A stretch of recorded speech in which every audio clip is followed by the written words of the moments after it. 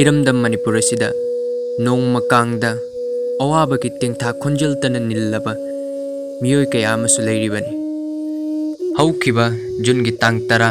सोक लिसिंग अनिगा कुनगा माथोइदा इचेल express ना कवाक्ता पंगालमखाई Bishnupur district की मनुंग चना लैबा चेसम जाबिर एलाइस इथेम अवाबा कया मायोकना होरे हाइदुना पाउदम लखरबा तुंगदा ngасidi मणिपुर की तोंगान तोंगानबा ग्रुप सिंगी मनुंगदगी मसवारा ग्रुप हाइना मिंगथोलजबा ग्रुप अमना जाबिर अहमद की माइकैदा अंगंबा सेल की मतिंग पांगलखी मखाता नसु चेसम जाबिरना मियांगबी मतिंग निजहोवे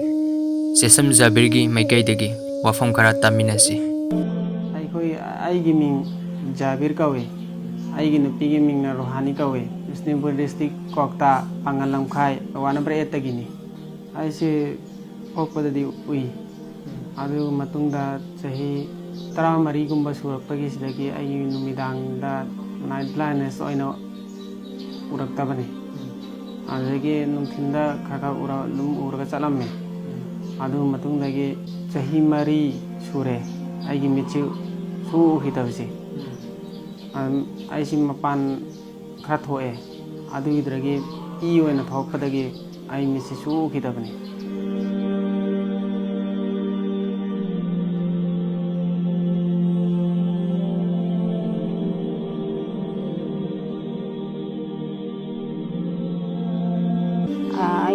angang mari ni angang mari dagi ama lai khidre nupa ani nupi ani hojik lai ba hum se nupi ahal la se class 2 phau tamam badagi adum tambangam khidre na tokre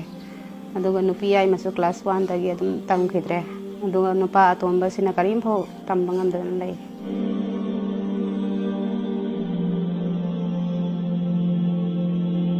dai khida wangang se mana udaba kharani lai badagi nara he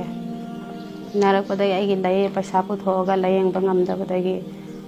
अंगांगदुसु दुम लैखिद्रे आइगी नुपासेगी लयेंगबदा पैसा पुथोंनांगाई लैतदना आइगी इपामदगी अवोंग among खवन खरा तमजरकपदुसु जोंदना थांगदना लोइख्रे हौजिक अदुसु उबा ngamदना दुम लैरे आइगी लैजरी बाइबबु युमसिदा लैरिबा खरा सिखक्तने थाबुक सुबा चटपना आइगी इमुंग मनुंग पुबा कैसु ngamदे ngang cha sing lai tam han ba su ngam de hoji lockdown oi rak pasida pham sa pham ju khang de chana ngai thang ngai pha wa ai lait ai mada sagi cheng khai ba chalammi adu duga imu manungi maintenance sing khara purammi adugi matam dadi wai waraga su khara gi makhai di mengkhat pangamammi adu ba hojik ti aina chatabadagi karisu pai leitre ai gi mitchi lockdown mamangda ahan bagi lockdown gi mamangda eye check तौरी तौरबा eye मिट की retina से यमना सोले मिट मरी मसु सोले ना high Guwahati दे चलो high लुपा lakh अमगा लिसिंग कुनगुंबा कुंथ्रागुंबा दुमाइना चंगनी high अदु आई ngamdabadagi उपाय लेतदना हजिफो चटपा येंग ngamdadana लेरी आई हेग मिट उबगा आई मियाम गिस मतेंग पांगनी अदुई मथकता आई इचा अमदे आईगी नुपीगी अवाबसी मतेंग पांगवा पामी आइगी इमानबा आइगी इखाताबा इनाउसिंग आइगी इथक थंगबा इपा इमा अहल लमनसिंग उदो हंगत्रि मतमसि फना संगे ngasi आइगी मिथिना करिगुंबा सर्जरी तौदना उबो फंगबा तारगदी आई मयाम सिसु लोइना उबो फंगनी अदुगा मफम मफम गुदिंग मक्तसु आइना चटपा ngamgani adagi suba tanbasu ngamgani हजिक फिवम सिददी आई करिसु उपाय लेजद्रे करीबता उबो फंगदे इगी चा सिंगी मसकसु उबो फंगदे आइगी नुपी की मसकसु उबो फंगदे सुकी मतिक वाना लेनबा से असिनतना करीमता आइगी उपाय लेजद्रे आइगी थमोइदा ममक फावरे मरमकता आइसी इचा की दमक खल्लगा हिंगिसिरा अमसुंग इचा सिंगसी अमदे आइगी नुपी सि होंदो अमगा आई इसाने इसागी थवाइसि लौरसिरा हाइनसु याम कन्ना खलई अदुगुम्बा मतमदा खनथरकपा मतमदा आइगी वाखलना हयेंग आइसि सिबा मतमदा अवाबा ओइगद्रा हाइना खनथरगा आई सेंगना अदुदगी खांगागनी ngasi आइनो वाना पुंसि लेलिबसे आइगी चासिंग सिंगिदमक खल्लगा आइगी नुपीगिदमक खल्लगा मतेंग पांगनिंगबा लैरगदी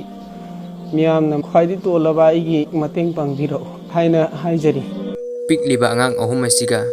mamit ujadraba Jabirga amadi mahakki loinabiga karamba punsi mahing hinglamgani mit una aikhoi phoba chaning chabadi phangda setning setpadi phangda kayama leiribanido yamba yamdaba thidana